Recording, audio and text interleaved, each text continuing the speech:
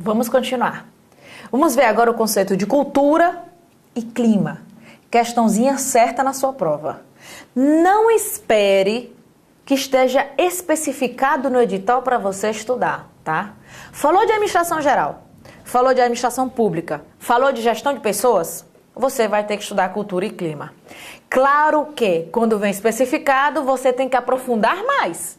Mas você tem que ter a noção, porque sempre cai questão de prova. Então, vamos aqui. O que é a cultura? A cultura é um conjunto de comportamentos, me acompanha aqui, é um conjunto de comportamentos, hábitos, costumes,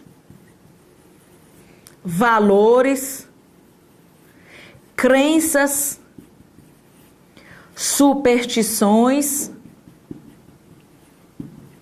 de um grupo de pessoas. Certo? A cultura organizacional, ela orienta o comportamento das pessoas. É só você interpretar assim. Quando você vai fazer alguma coisa no dia a dia, a cultura da sua cidade, a cultura do seu país, orienta a maneira como você se veste? Orienta a maneira como você se comunica, como você se relaciona com as pessoas? Sim. Pois é a mesma coisa em uma empresa. A cultura é um conjunto de comportamentos, hábitos, costumes, valores, crenças, superstições de um grupo de pessoas. Pode acontecer o caso de em uma mesma empresa eu ter várias culturas? Pode, tá? Por exemplo, digamos que você tem uma empresa muito grande e em cada departamento, cada gestor tem autonomia para administrar a sua empresa. Vou desenhar aqui para você ver. Digamos que eu tenho aqui uma instituição, tá? Deixa eu apagar aqui. Digamos que eu tenho aqui uma empresa.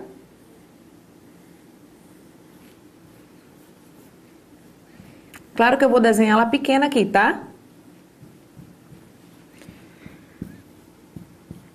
E aí, eu posso ter uma cultura genérica, que abrange a empresa como um todo, e posso ter uma cultura de um departamento específico. Olha o nosso Brasil. Nosso Brasil é gigante. Então, eu tenho uma cultura genérica e tenho cultura de cada região, de cada estado, de cada cidade. Então, essa cultura genérica é a cultura da empresa. Mas eu posso ter comportamentos diferentes em cada departamento. Esse conjunto de comportamentos diferentes a gente vai chamar de subcultura. Não no sentido de ser inferior, e sim no sentido de ser uma parte do todo. Então, dependendo do tamanho da empresa, eu posso ter várias subculturas. E quando a empresa é uma multinacional? Ou quando é no Brasil todo? Cada região vai ter sua própria cultura. A gente não precisa nem tão longe. Às vezes, na mesma cidade, as filiais têm culturas diferentes, tá? Isso vai ser uma subcultura. Será que a cultura eu consigo mudar da noite para o dia? Não. Estamos falando de crenças, de hábitos, de costumes. A cultura, ela muda no médio e no longo prazo. No médio, se for uma cultura mais flexível, no longo, se for uma cultura mais conservadora. Você sabe que as empresas estão inseridas hoje em dia em ambientes altamente dinâmicos, né? Você acha que é ideal ter uma cultura flexível ou uma cultura conservadora? Uma cultura flexível, que tem a capacidade de se adaptar mais rapidamente às mudanças. Então, o ideal é ter hoje em dia uma cultura flexível. É fácil mudar a cultura? Não. É impossível? Não. É difícil, mas dá para mudar, tá? Lá em casa, a moça que faz a comida, ela tem uma mania, e olha que ela trabalha comigo há 4 anos, ela tem uma mania de usar cebola, aí ela deixa só um cotoquinho assim, de cebola. Usar cenoura, ele deixa só um cotoquinho e ela guarda na geladeira. Eu já disse, por que tu não pega esse cotoquinho e termina de usar, né? Se você tá usando a cebola, termina de usar e bota na comida. Há 4 anos que eu tô tentando mudar e não consigo. Me explica um negócio desse. Aí tu imagina uma grande instituição pública, cheia de vícios e hábitos, e você quer mudar o comportamento das pessoas, tá? E ela sempre diz, tá certo, eu vou mudar, tá certo, eu vou usar, tá certo. E sempre, ontem mesmo eu encontrei na geladeira um cotoquinho, assim, ó, de cebola, tá? Eu fico louca, porque é um desperdício, eu odeio desperdiçar comida. Então, mudar a cultura não é fácil, mudar a cultura não é impossível, é difícil. Porque temos que mudar hábitos e costumes das pessoas. E hábito e costume é difícil mudar. A gente consegue visualizar a cultura em 3 níveis. Níveis da cultura.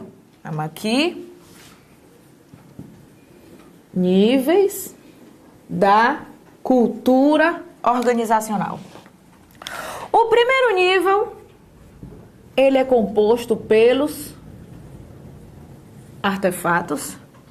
O segundo nível, pelos valores compartilhados. E o terceiro nível, pelas pressuposições básicas. Certo? Esses 3 níveis vão formar a cultura. Alguns livros comparam com o iceberg, onde essa ponta aqui, facilmente visível, são os artefatos. No meio, temos os valores compartilhados e lá embaixo nós teremos as pressuposições básicas, tá? Quais são os artefatos? O artefato é aquilo facilmente visível. Eu conheço algumas pessoas, não se ofenda se você faz isso também, viu? Que dizem assim, eu conheci 6 países em 4 dias, fui para a Europa e conheci 6... Conheceu? Não. Você, com custo, conseguiu ver os artefatos, tá? O que são os artefatos? Anote aí. Lugares, por exemplo, a praça da sua cidade, uma praia, um restaurante tradicional que já existe há 80 anos. É um artefato da cultura. Então, lugares, roupas, que são as fardas, tá? Comida típica de cada região, de cada cidade, tá? Crenças, símbolos, hinos, canções, tudo isso vai ser parte dos artefatos. Então, roupas, lugares, hinos, crenças, canções, músicas, símbolos, pessoas que marcaram história na cidade, no país. É um artefato da cultura organizacional, tá? Então, esses artefatos, eles são facilmente visíveis. Pode cair na sua prova assim, elevadores, sala de reunião, copa, são lugares, são artefatos, tá bom? Cerimônias, comemorar o aniversário do mês, festividades, são artefatos da cultura organizacional, tá? No segundo plano, que são um pouco mais difíceis de serem visualizados, estão os valores compartilhados. Nós vimos que os valores são padrões orientadores de conduta. Então, os valores, exemplo, responsabilidade, iniciativa, respeito, prudência, coragem. Esses valores, muitas vezes, a empresa estabelece para serem construídos e assim orientarem o comportamento dos funcionários, tá? Valores compartilhados, valores que estão em comum. Exemplo, responsabilidade, coragem, iniciativa, prudência, respeito, não preconceito. E pressuposições básicas. Pressuposições básicas também são valores, só que são valores mais profundos. São padrões inconscientes. Você faz sem perceber. Por exemplo, aqui no Ceará, a gente tem essa maneira bem calorosa de ser. Então, eu posso muito bem encontrar um aluno, quando o aluno diz assim, Giovana, eu aprovei, eita, e dá aquele abraço, certo? Eu acho que, na verdade, é o brasileiro como um todo, né? Então, dá aquele abraço. Tenta fazer isso com o alemão, por exemplo. O alemão lá da Alemanha Oriental, para ver se ele dá um abraço em você. Tenta fazer isso com o japonês, que ele é mais tímido, tá? Então, essa maneira da gente de ser, que faz parte da nossa índole, da nossa idiosincrasia, da nossa formação, esse padrão inconsciente faz parte das pressuposições básicas. Se a gente começar a comparar qual é mais fácil e qual é mais difícil mudar, os artefatos são mais fáceis de serem visualizados e mais fáceis de serem mudados em comparação com o resto, tá? Os valores, intermediário e pressuposições básicas, mais difícil. Tem até uma questão da Cesgran Hill, que afirma que você pode mudar hábitos e costumes da empresa, mas você não consegue mudar a personalidade da cultura, a sua essência, que seriam as suas pressuposições básicas, tá? Então a gente vai ter cultura flexível, que é o ideal, que é aquela que se adapta às mudanças, e vamos ter cultura conservadora, aquela que é mais que não se adapta rapidamente às mudanças, tá? A vantagem da cultura é que ela fornece uma identidade, uma sensação de pertencimento a algo, uma integração. Nunca você viu alguém dizendo que foi morar em tal país ou em tal cidade e não se identificou com a cultura e voltou? Pois é. Se você não se identifica com a cultura, você não tem aquela sensação de identidade, de pertencimento. Inclusive, muitas empresas, elas estão hoje em dia mais preocupadas em analisar o comportamento do funcionário, se identifica com a cultura, do que o próprio currículo, tá? Tem uma questão de prova que eu achei super interessante que diz assim: muitas vezes nas empresas a cultura tem muito mais interferência no comportamento que as regras, que as normas. Por exemplo, desde 1936 que o governo brasileiro tenta combater a corrupção e o nepotismo, tá? A gente vai ver aqui, lá no curso de administração pública, isso aqui é de administração geral, tá? Hoje, um século depois, praticamente, continuamos tendo corrupção e nepotismo? Sim. Por quê? Porque é uma questão cultural. Então, mesmo que a regra, mesmo que a lei não permita, continuamos tendo corrupção e nepotismo. Isso porque a cultura interfere muito mais no comportamento do que uma regra. A cultura, ela pode funcionar como um ativo, que é quando ela ajuda a empresa a alcançar seu sucesso, mas ela pode funcionar também como um passivo, questão de prova, que é quando ela está sendo um obstáculo para o sucesso da empresa. Como um ativo, ela favorece, dá uma identidade, uma integração, ela dá um sentido de pertencimento. Como um passivo, é quando aquele comportamento contraria os objetivos e metas que a empresa deseja alcançar, tá? Então, ela pode ser tanto positiva como negativa. Se for uma cultura negativa, a gente vai chamar de contracultura. Contracultura não é uma subcultura, tá? Aliás, desculpe, contracultura não é a mesma coisa que subcultura. Contracultura vai ser uma subcultura negativa. Tem que ser negativa, senão não é contracultura, tá? Então, um conjunto de comportamentos que estão contra a gestão, que prejudicam a empresa, e aí ela está funcionando como um passivo, tá bom? Então, podemos dizer que uma contracultura é uma subcultura negativa, mas nem toda subcultura é uma contracultura, porque para ser contracultura tem que ser negativa, tá? Então, enrolou? Não, né? Deu certo. Muito bem. E quando falamos de clima organizacional, vamos aqui. Clima organizacional. O clima está associado com as emoções. Espera aí, eu vou fazer bem bonitinho para você anotar. O clima está associado com as emoções, os sentimentos, os humores, as sensações. Enquanto que a cultura, ela muda no médio e no longo prazo, o clima muda no curto e no médio prazo, tá? O clima, ele é mais oscilante, a cultura, ela é mais fixa, mais permanente. O que interfere no clima? Resumindo, tudo, tá? Tudo interfere no clima. Quando tem alguém mal-humorado na empresa, eita, mulherada com TPM, Ave Maria, certo? Interfere no clima. Uma nova regra, aumento de salário, diminuição de benefícios, demissão de um funcionário, demissão de um chefe, tudo isso interfere no clima. Alcance de uma meta ou não, tá? Estabelecimento de um novo produto, tudo isso interfere no clima.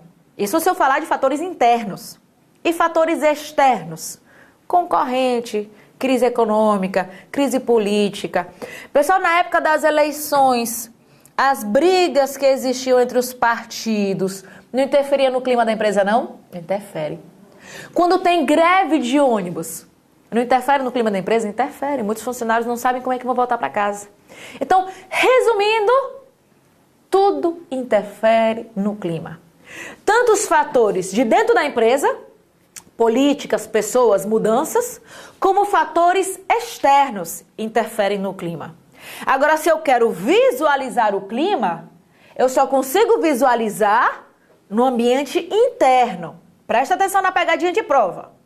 Se eu quero ver o clima, eu vejo no ambiente interno. Mas os fatores externos interferem no clima? Sim. Só que ver no ambiente interno é a mesma coisa a cultura. A cultura tem interferência da área geográfica onde ela está inserida? Tem, certo? Ou vai me dizer que uma multinacional não tem que tomar em consideração a época de carnaval na hora de estabelecer uma escala de trabalho? Não tem que tomar em consideração se é jogo do Brasil na Copa do Mundo? Tem! Inclusive eu tenho uma aluna que ela me disse que ela trabalha em uma multinacional e que a multinacional não deu folga para os funcionários no dia do jogo do Brasil da Copa do Mundo, tá? Diz que os funcionários estavam furiosos, que ninguém trabalhou naquele horário. Ficou todo mundo assistindo o jogo no celular, na televisão, no computador, certo? Então, além de criar um clima ruim, ele não respeitou a cultura daquele local. Aconteceu um problema muito parecido lá em Juazeiro.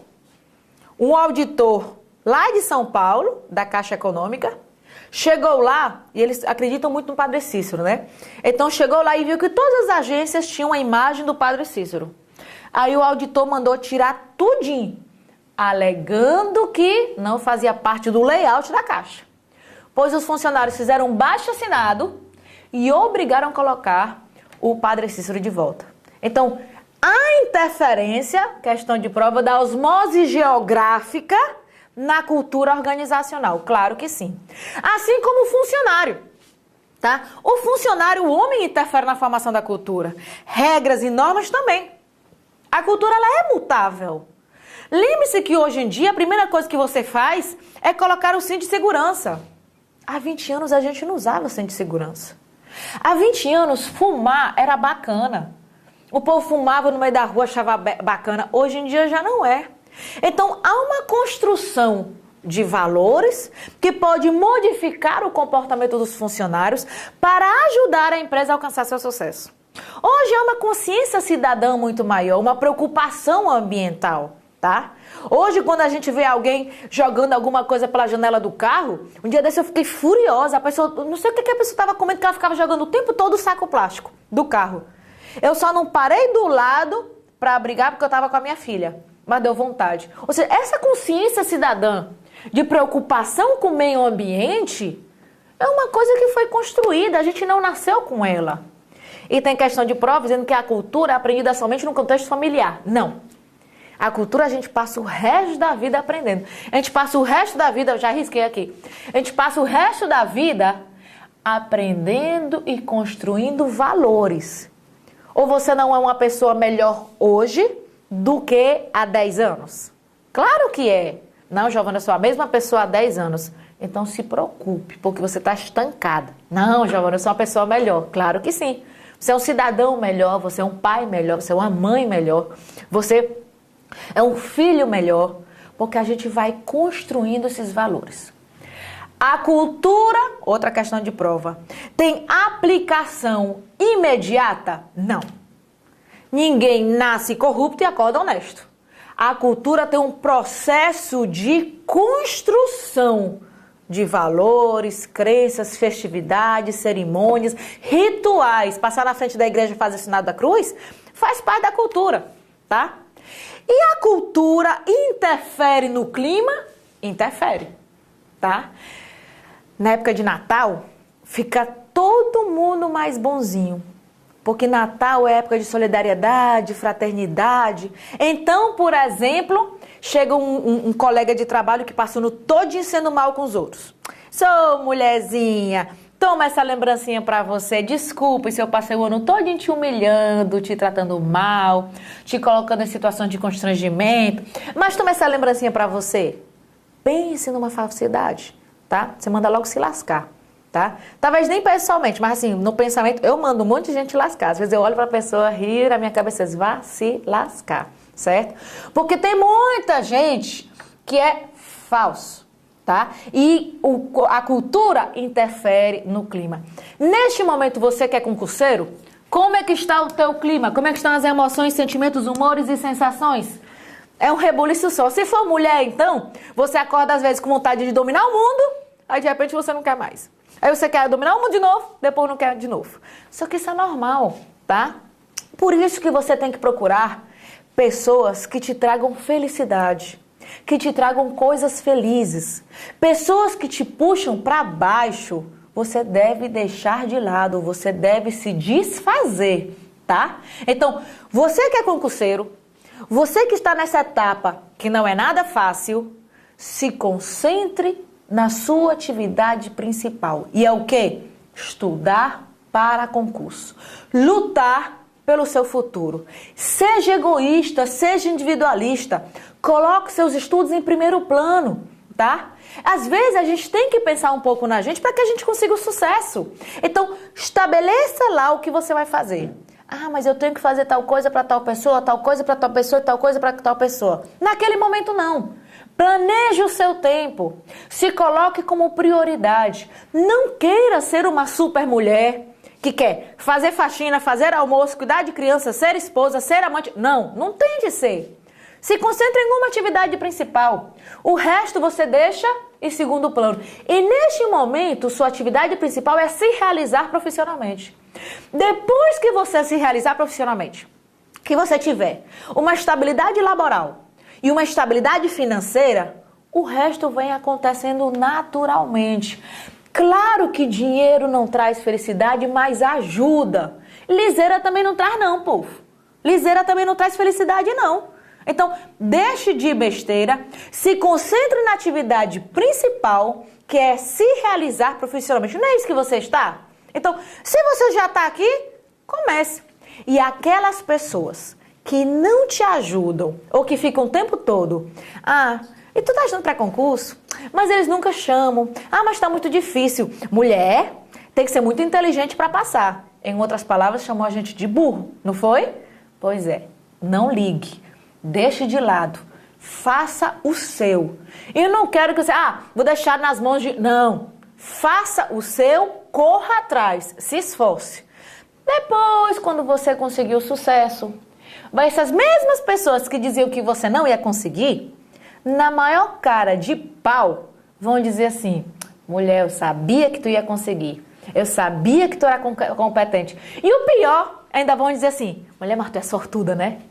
Aí tu manda se lascar de novo. Mas só na mente, pra não arranjar confusão. Tu olha assim e diz, eu sou sortuda, vá se lascar. Dá um dedo, uma mão bem grande assim no pensamento.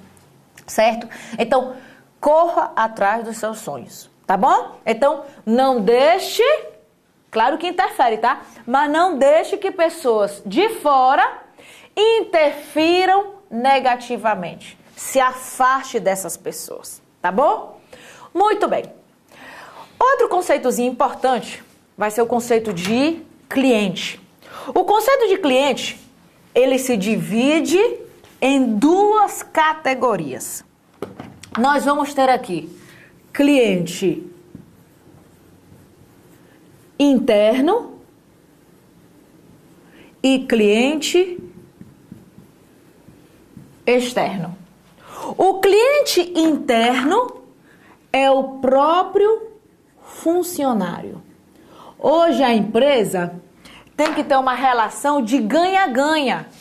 A empresa não pode querer explorar o cliente, enganar o funcionário, porque há uma relação diretamente proporcional. Funcionário motivado oferece um serviço de melhor qualidade, é mais produtivo. Então tem que ter uma relação de parceria. Cliente externo, nós vamos ter o consumidor, no caso de uma instituição privada, e o cidadão, no caso de uma instituição pública, certo? Ele é o verdadeiro cliente, é para ele que a empresa tem que trabalhar, é para ele que a instituição pública tem que trabalhar. Na instituição privada, o consumidor remunera diretamente pelo serviço prestado e há assimetria entre quantidade paga e quantidade recebida. Na instituição pública, não há simetria entre quantidade paga e quantidade recebida e o cidadão remunera indiretamente pelo serviço prestado, por meio do imposto. Tá bom?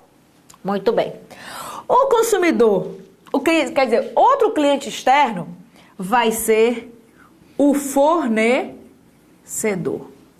Eu só posso oferecer um serviço de qualidade para o meu cidadão ou para o meu consumidor se o fornecedor entregar o produto a tempo. Quantas vezes algo chega atrasado porque o fornecedor não entregou? Quantas vezes algo não é feito porque o fornecedor não fez? Só que você como cidadão, você como consumidor, está pouco se lixando. Você quer receber aquilo no prazo correto. É o seu direito, tá? Então, é necessário também ter parcerias com o fornecedor para que possa garantir produto, serviço no prazo correto, na quantidade correta, na qualidade adequada, tá? Então, cliente vai ser dividido em duas categorias. Se mencionar cliente de uma maneira geral, geralmente está associado ao consumidor e cidadão, tá? Para ele, geralmente tem que especificar quando ele quer se fazer referência ao funcionário ou ao fornecedor. Então, essa flexibilidade você precisa ter na hora de resolver uma questão de administração. Você não pode estudar a administração de uma maneira bitolada. Por exemplo, no direito administrativo, exonerar, demitir são coisas diferentes. Em administração, não. Exonerar, demitir, dar um chute na bunda, é tudo a mesma coisa, tá?